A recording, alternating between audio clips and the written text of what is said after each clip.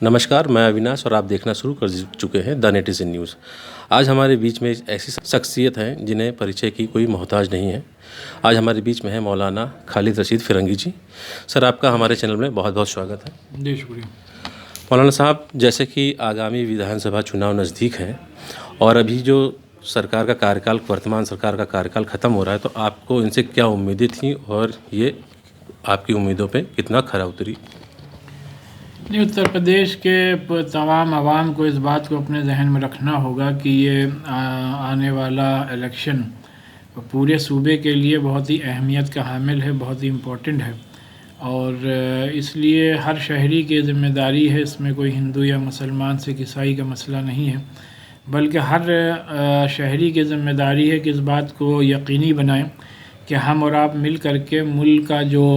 की डेमोक्रेसी को, मुल्क की जमहूरियत को मज़बूत से मज़बूत तर करें, तभी जा कर के हमारे मसाइल हल हो सकते हैं। और जमहूरियत को मज़बूत करने का जो वाहिद तरीक़ा है वो यही है कि हम और आप इस बात को यकीनी बनाएं कि कम से कम अपने और अपने घर वालों के वोटर्स आई कार्ड ज़रूर अपडेट कर लें, जिससे कि on the day of election कोई भी ऐसा शख्स ना बाकी रह जाए जिसका कि वोटर लिस्ट में नाम ना हो। और मेरा ये मानना है कि किसी भी तरीक़े से किसी भी एक सेकुलर मुल्क में मज़हब की बुनियाद पर या किसी भी एक पर्टिकुलर कम्युनिटी की बुनियाद पर बात नहीं होनी चाहिए, बल्कि ऑन द होल पूरे सूबे और मुल्क के डेवलपमेंट के मुद्दे को सामने रख करके हमें और आपको आगे बढ़ना चाहिए। मौलाना साहब, जैसे कि अभी हाल ही में यूपी-टीईटी का पेपर लीक हुआ, जिसमें 21 लाख से अधिक बच्चों के भविष्य की बात थी और सरकार का इस तरह जो रवैया रहा, तो उन्होंने पेपर लीक हुआ तुरंत कैंसिल करा दिया। इस पे क्या कहना चाहेंगे? नहीं, जिस तरीके से पेपर लीक हुआ टीईटी का, उससे ज़ाहिर सी बात है लाखों की तादाद में जो स्टूडेंट्स हैं उनका बड़े पैमाने पर नुकसान हुआ। और इतने लंबे अरसे तक बच्चे तैयारी करते हैं, प्रिपरेशन करते हैं, फिर on the day of exam अगर उनको ये मालूम हो कि उनका एग्ज़ामिनेशन क्या पोस्टपोन हो गया है, तो इससे यकीनी तौर पर सबको बड़े पैमाने पर सदमा पहुंचता है। इस वजह से इसके लिए जो लोग भी ज़िम्मेदार हैं उनके ख़िलाफ़ सख्त से सख्त कार्रवाई होनी चाहिए। मौलाना साहब, जैसे कि आपका इस्लामिक ट्रस्ट ऑफ इंडिया जो आपकी संस्था है, इसमें जो शिक्षा को लेकर और स्वास्थ्य को लेकर ज़रूरतमंद लोगों को किस तरह से ये ट्रस्ट अपनी सहायता दे रहा है, ज़रा इसके बारे में थोड़ा सा अच्छे से बताइए। नहीं, हमारे यहाँ इस्लामिक सेंटर ऑफ इंडिया का बुनियादी मकसद ही यही है कि हम आवाम के जो सोशल इश्यूज़ हैं, जो इकनॉमिकल इश्यूज़ हैं, जो एजुकेशनल इश्यूज़ हैं, जो मेडिकल से मुताल्लिक़ इश्यूज़ हैं, जो सेहत से मुताल्लिक़ इश्यूज़ हैं, उनको टेकअप करें और उनको हल करने की कोशिश करें, जिसका कि बुनियादी मकसद ये है कि बच्चों को कॉम्पिटिटिव एग्ज़ामिनेशंस के लिए प्रिपेयर कराया जाए और ख़ुसूसन नीट में और जेई में उनका सिलेक्शन हो सके।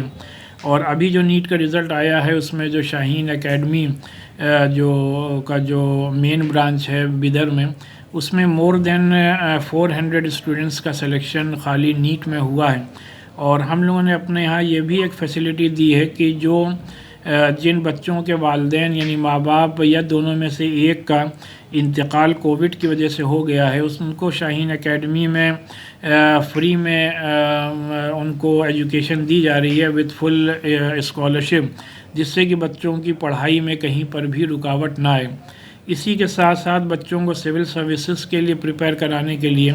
ज़कात foundation of India New Delhi के साथ कोलैबोरेशन में हमारे साथ सिविल सर्विसेज की कोचिंग यहाँ इस्लामिक सेंटर में चल रही है, जिसमें कि बच्चे और बच्चियाँ बड़ी तादाद में फ़ायदा उठा रहे हैं। और रोज़ाना यहाँ पे शाम को 5 से ले करके और 8 बजे तक फ्री में क्लिनिक चलता है, जिसमें MBBS डॉक्टर बैठते हैं और पूरा उनका फ्री में उनको दवा भी दी जाती है पेशेंट्स को, और इलाज भी फ्री में कराया जा रहा है। और कोविड के दौर में हमारे यहाँ इस्लामिक सेंटर